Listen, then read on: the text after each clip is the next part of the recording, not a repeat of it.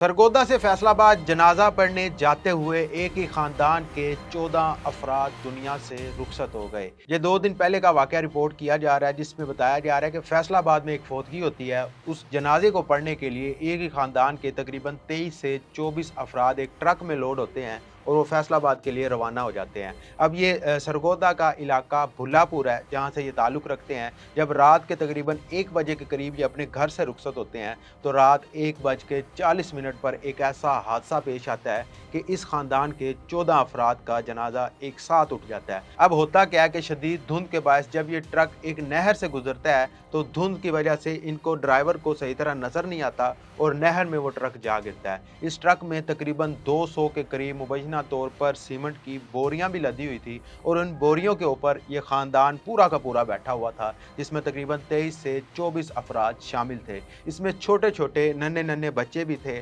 और उनमें से तकरीबन 14 अफराद उन बोरियों के नीचे आते हैं। जैसे ही ट्रक नहर में गिरता है, ये अफराद गिरते हैं, इनके ऊपर वो सीमेंट की बोरियां गिरती हैं और ये नीचे दब कर इस दुनिया से रुखसत हो जाते हैं। 7 के करीब अफराद ज़ख्मी होते हैं और 3 अफराद जो बाहर गिरे से नहर थे, वो बिल्कुल सही सलामत बच जाते हैं। वो अपने घर वालों को कॉल करते हैं, उनके घर वाले भी आते हैं और आते-आते उनको 10 से 15 मिनट लग जाते हैं और इसी दौरान जितने भी अफराद बोरियों के नीचे थे, वो दुनिया से रुखसत हो जाते हैं, यानी वो वफ़ात पा जाते हैं। आकर उनकी लाशों को बाहर निकाला जाता है, तो जब देखा जाता है, उसमें 3 बच्चे भी शामिल थे। सबसे छोटा बच्चा जो इस दुनिया से रुखसत हुआ इस हादसे में, उसकी उम्र तकरीबन 3 माह बताई जा रही है और इसी तरह एक बच्चा 3 साल का भी था, एक बच्चा 5 साल का भी था मुबैना तौर पर, और ये बच्चे भी 3 दुनिया से रुखसत हो जाते हैं और इनके साथ-साथ तकरीबन 11 और अफराद जो नौजवान भी थे, बुज़ुर्ग भी थे, ख़वातीन भी थी, ये भी दुनिया से रुखसत हो जाते हैं। तो ये फैसलाबाद जनाज़ा पढ़ने के लिए जा रहे होते हैं और इनका अपना जनाज़ा ही उठ जाता है। इसीलिए कहा जाता है कि मौत का वक़्त मुतय्यन है, वो किसी वक़्त भी आ सकती है।